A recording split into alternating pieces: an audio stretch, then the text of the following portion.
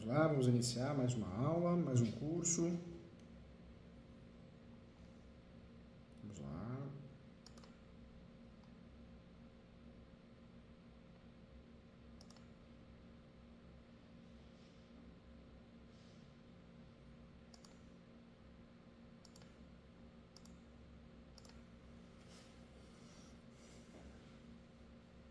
Vamos lá, vamos juntos aqui, gente, com muito carinho aqui. Vamos iniciar então mais uma aula com muito carinho para poder ajudar você, tá bom?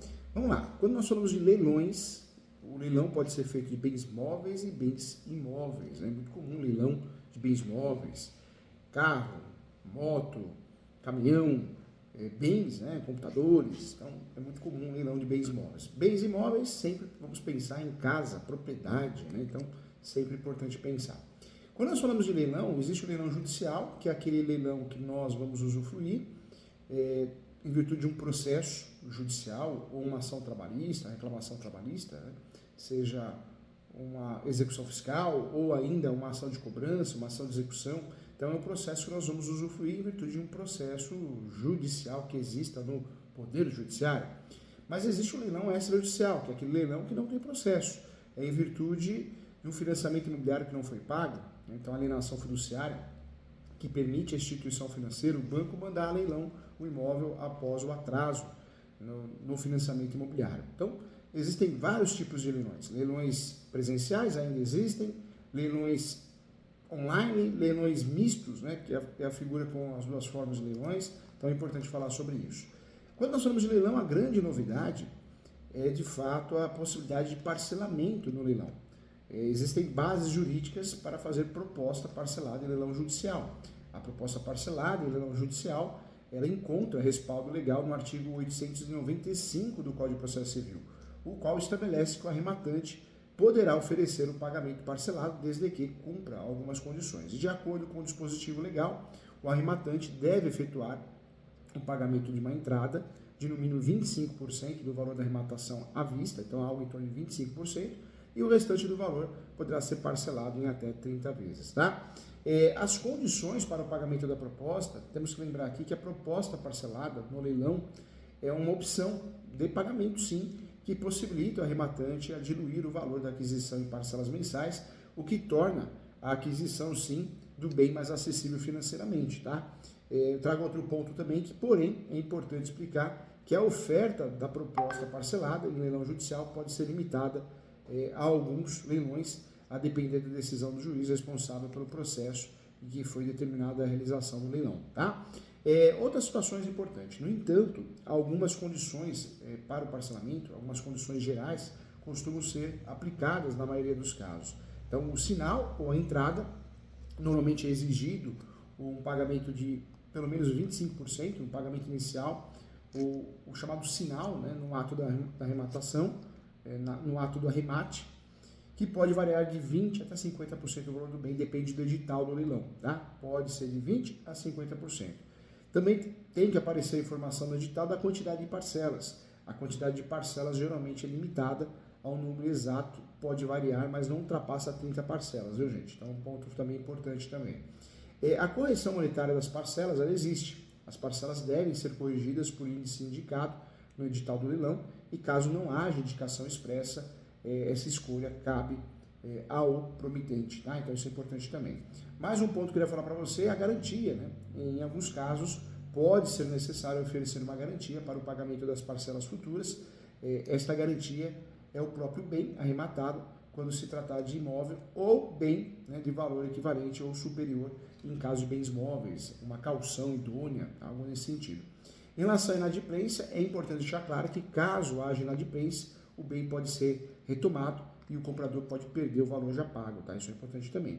Eu quero que você se lembre também que é importante ler atentamente o edital do leilão e procurar também aconselhamento jurídico. Isso é necessário, é fundamental para entender todas as condições e obrigações associadas ao parcelamento de uma proposta do leilão judicial, tá? Professor Júlio, vantagens da proposta parcelada em leilão judicial? Eu vejo muitas, né? A proposta parcelada em leilão judicial pode apresentar diversas vantagens para aqueles que desejam adquirir os bens em leilões. Então, quem quer comprar um imóvel a casa própria, um imóvel comercial, não existe parcelamento. Se está dentro do seu bolso, isso é ótimo. Então isso é importante sim. As desvantagens que da proposta parcelada em leilão judicial, por outro lado, você perde, né? Se tiver uma proposta igual à sua, quem faz a proposta à vista leva vantagem. Então é uma realidade nos leilões sim. Quando eu falo da proposta parcelada, o que acontece em caso de inadimplência? Então vamos lá.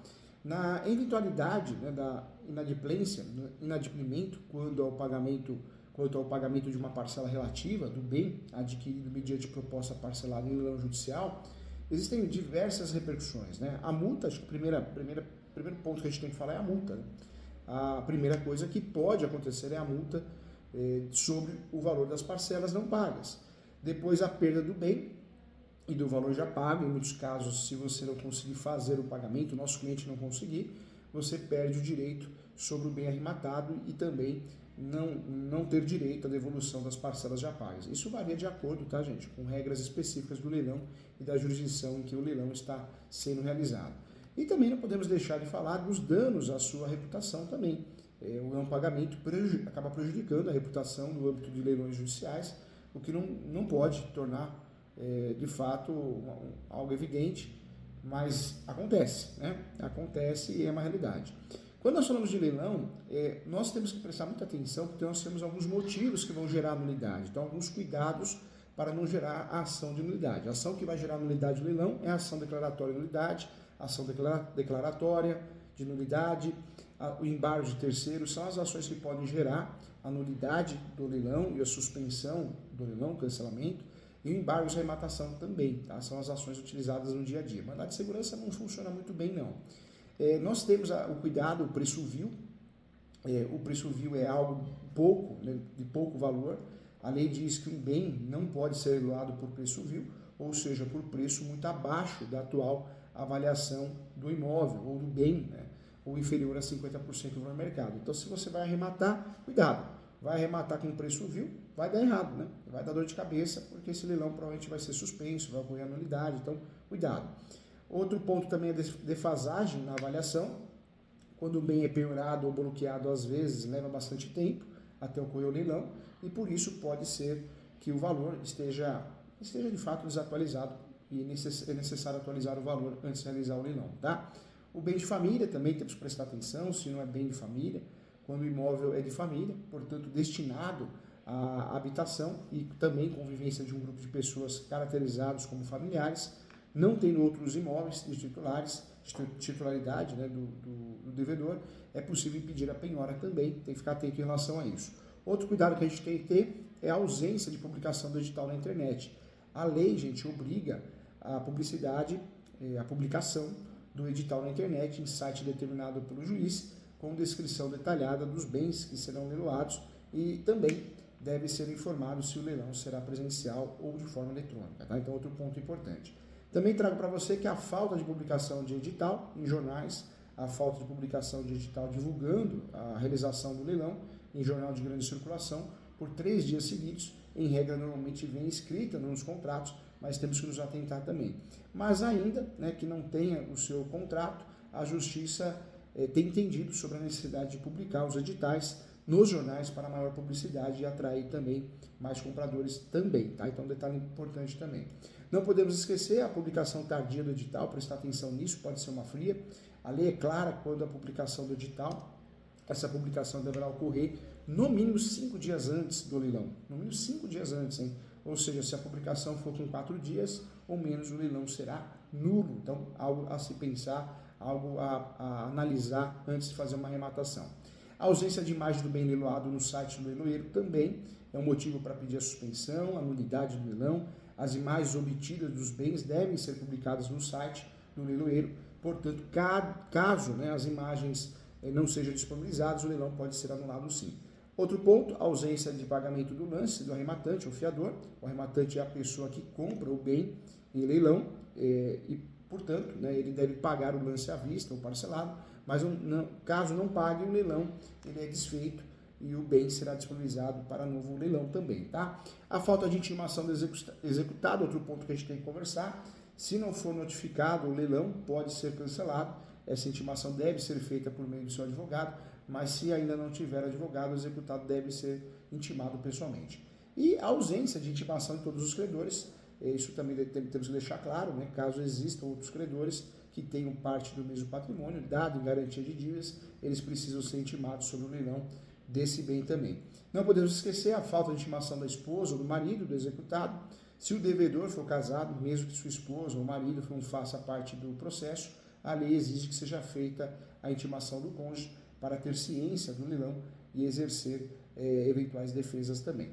Outro ponto também é a ausência de descrição detalhada dos bens leiloados. A lei diz que a descrição do bem que está sendo leiloado deve ser detalhada, em principal as informações que são relevantes para atrair mais possíveis compradores e caso seja bem imóvel, isso é importante, hein? Deverá conter a informação da existência de benfeitorias e o estado de conservação. Por exemplo, foi construída uma piscina no imóvel, né?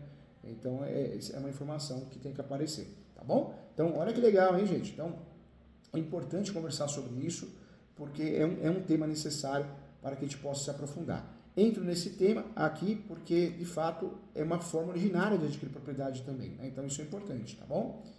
Isso é muito importante. Legal, fico contente, muito obrigado. Obrigado pela sua participação. Conte comigo, estamos à disposição, tá bom? Um abraço e até a próxima aula.